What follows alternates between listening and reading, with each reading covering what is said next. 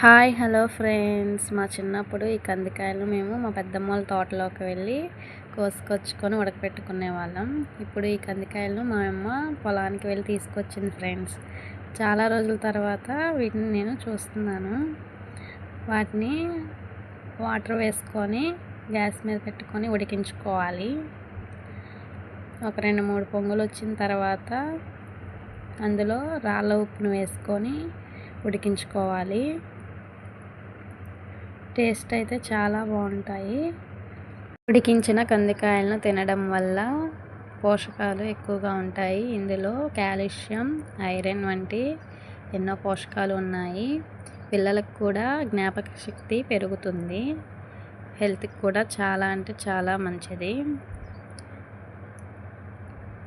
Water అంతా ఎగిరిపోయే వరకు ఉడికించుకోవాలి.